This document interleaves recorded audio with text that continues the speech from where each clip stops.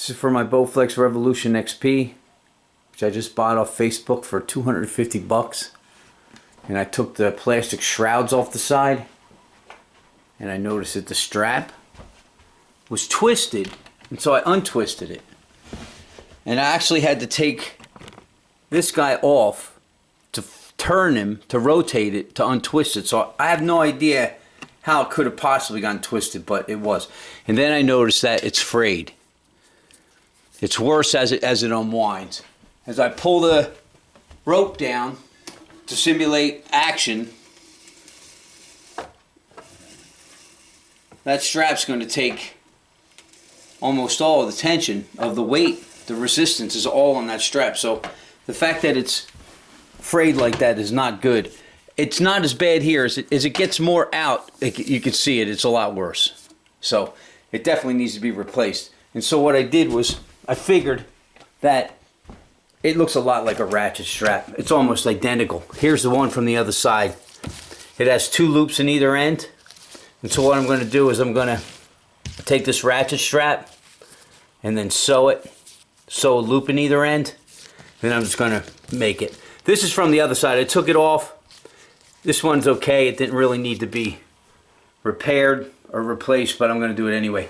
So I'm going to take this off, which is just Allen keys. An Allen key to take the screws off around here. I already took most of them out. I just put them back on to show you, the action. See the action of it?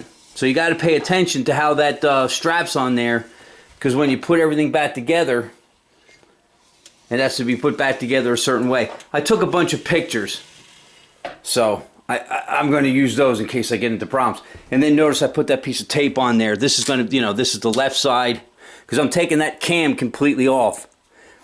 And then I put 4 o'clock down there so I know that cam has to be like that. And like you notice the other side's opposite. That cam is down here. 4 o'clock's over there. So I'm going to go ahead and take this first plate off, and then I'll talk about the one down there. Okay, so you have to take a Phillips head screw out of the center. This is just a cover. There's only a single screw in there. And then you got to take a flathead and just pry this guy, or you just knock him out. And then there's 4 screws that take this guy off, which I'm going to do this. There's a document online. I'll put a link in the comments. And it kind of explains how to do this, but it's always easier to see somebody do it, in my opinion. Okay. So that's this. Then this guy comes off. There's 4 screws that holds him in. Now, you have to look here. I don't have a great angle. I'll turn this sideways. Now, you see this here? That's a pin that holds the loop at the end of that strap in. So you got to release the tension on this. Take the cam, flip him around that way, and it releases the tension on that guy. And then take a picture. You know what I mean? Just take a picture of that when you do it, so you know how the rope goes back on, or the strap. All right, now I'll just wiggle this. Let's just wiggle this pin out.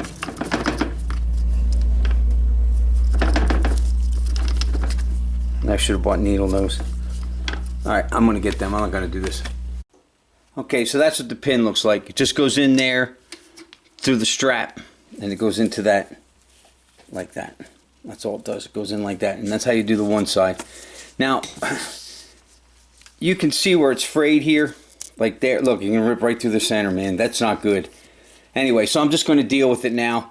My mom's getting out the Kenmore sewing machine, and we're going to get a thin strap. Now, I got lighter gauge ones. I got them from Amazon. I got like 600-pound strap. I'm assuming that it's going to be thinner. Like this is a thin one. Like if you get one of the heavier straps, it might be too thick for all this, sewing. So I just got another thin one. And so, okay, so now what I'm going to do is I'm going to take, because I got to take this top cam off to get the other end of the strap. See how that's in there? So I got to take this cam off to take the screws out of this, so that I can get to the other end of the strap, which has a loop in it just like this one. So let me, this guy has to come off, which I already got him unscrewed. Let me get the cam out of the way. So it's already unscrewed. These screws here, you can see where this is numbered. So it's not relevant when you loosen it, but it's relevant when you tighten it. You're supposed to go 1, 1, 2, 2, 3, 3, 4, 4. That's how you tighten it. You got to tighten those in such a way that it's symmetrical, kind of like the tire on a car. So these are already loose. And so as you can see, this bar just slides out. Well, not really. Hold on a second. I might have tightened some down because it was, when I was using it, when I was experimenting with it earlier, it was rattling a little bit. So I tightened some of these back down again. Okay, there it goes. Okay, so you can see how this is going to go back in. This hole here is going to line up with that, and you'll hear it click into place. And then you tighten them back down. And you might have to take off, there's these end caps. So you see there's an end cap that I took off with an Allen key. You see it's on this side. See that end cap? Okay, so that guy I took off already. So now I'm just going to be able to pull the bar out. Alright, and the reason why I have to do that is because I can't get that cam off unless the bar's out. So now, this was a little weird. This this plastic thing here, let me get a flashlight. Okay, so you can see at the bottom there's like a little, I don't know what, it's like a snap lever or something. It's bizarre. So you can see it with the one I already took off. There it is. It's that one there. So all I did was just kind of lift it a little bit. I didn't get in with a I think you're supposed to get in there with a screwdriver and pry up. That's what they say in the document. But I think I just got in from the side and just lifted it up. I didn't want to muscle anything. I'm not into replacing anything. So that's how I did that. So let me get a flathead. Okay, so I just basically pry it up a little bit with the tweezers. Then I kind of got my finger in behind. And then I just kind of slid it out. Okay, so once that's out, then the cam comes off. And so you can see on the cam, and I mean, you want to take pictures, I guess, just to remember, you know, how those things go back together, because it's going to have to go on a certain way, and, you know, the strap's going to have to go in a certain direction.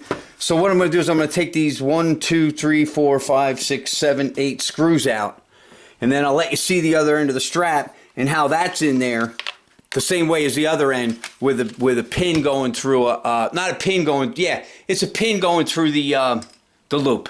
So let me take this out and then I'll show it to you. Okay, so you see that? See that's in there again with the loop? So then that's it. You just have to figure out how to make, I don't know about that thing. I didn't have it for the other side.